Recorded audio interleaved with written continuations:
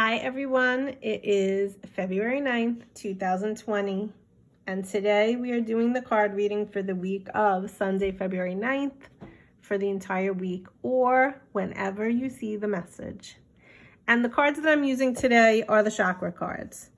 And so these are all of your chakras. If you're unfamiliar with what chakras are, they're wheels of energy that start from the root chakra, which is down by your feet, all the way up to your crown chakra. And for those of you that don't know, I am also a Reiki master teacher. And what that means is I use hands-on healing through Reiki to help clear the chakra system.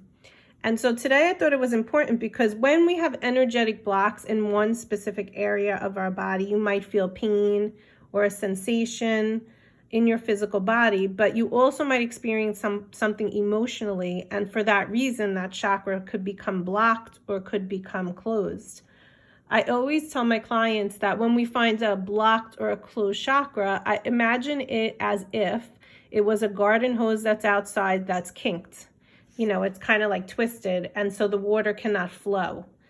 And what happens is when we untwist that, then the water flows easily and the hose works perfectly. It's the same thing with your chakra system. Water is symbolizing emotion. And so when something blocks it emotionally in the emotional body, it gets blocked. That specific chakra gets blocked. And that's what Reiki can help to do. It's called, Reiki is hands-on healing. And it helps with life force energy, which is basically the flow of energy that is working through the chakra system. So I thought, let's bring it all together today and let's use the chakra cards and see what's going on. I also have lavender oil. And so I don't know, for whatever reason, that was the oil that I was told to bring out. So obviously you can't smell it, but imagine that you're smelling lavender. I use it on my hands before I pull the cards. So we'll see what comes up, but either it's a calming energy or we need to become more calm. I don't know. We're going to see. This is card number 1, card number 2, card number 3. So choose which card you want to go with, or just listen to the whole message. That's your choice, of course. And we're going to start with card number 1. So card number 1 is called Seeing, okay? And so card number 1 is tapping into your third eye chakra. So if we look at the card, that's this chakra right here. That is the point between the eyebrows. We all have that third eye. And so if you chose card number 1, it's a couple of things. And the first thing is your clairvoyance is opening up. So clairvoyance, I think I might have said this before, but a lot of times people think clairvoyance is seeing spirit or seeing the dead, but that's not only what it is. What it also is you have this expansion occurring, or this awareness or mindfulness that you never had before, where you're starting to have a better understanding, a better perspective to a situation or to a relationship or anything. It could be anything. It could be as simple as, you know, your kid goes to school and they are getting picked on, or they're getting bullied, but you're able to look at it in a bigger way and say, well, something's going on with that child that's actually the bully. You're seeing it from another way. You're seeing it from another perspective. You're receiving more clarity to the situation. I don't know if that example helped you, but that's just what came to mind for me for whatever reason. But what it is it's showing you that you are being more open-minded. More truth is coming to you than ever has before. So what I would suggest for you to help you with opening up that third eye, to help you with seeing, first and foremost, always pray.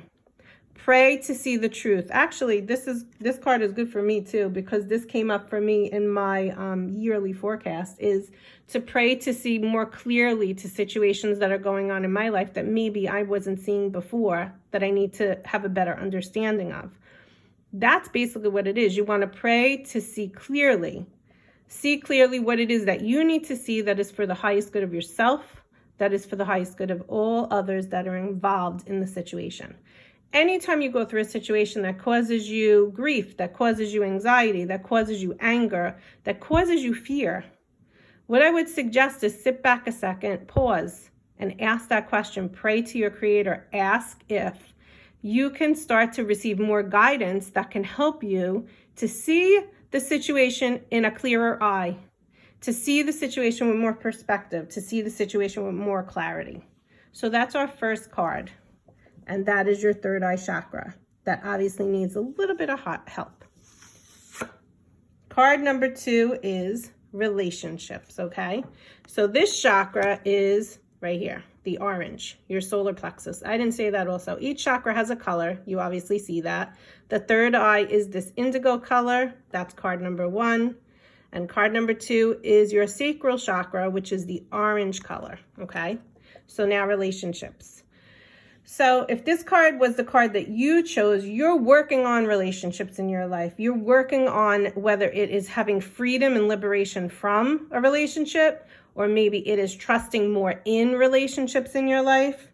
Maybe it is accepting of relationships in your life.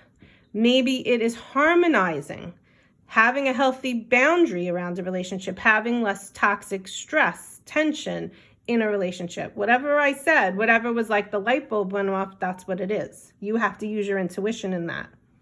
The sacral chakra is also about creativity. So maybe ask yourself, where in my life can I be more creative in relationship to what I need to help and serve myself, to be more truthful with myself? So these are questions that you want to ask yourself when you look at what card you chose, especially. Where can I be more accepting of what is going on in my life, in my relationships right now? And what lesson is there for me to learn with what is going on? That is for the highest good of myself and for all that is involved. So that's that's card number 2. Chakra is the sacral chakra, which is actually also the chakra number 2. Okay. So 1, 2, and then 3. And 3 is your heart chakra.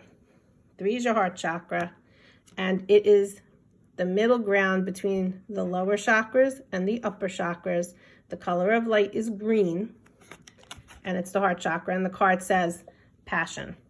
I don't know, I feel like we keep getting this, but passion. So this is asking you to open up your heart to what it is that brings you fulfillment, to what it is that brings you joy.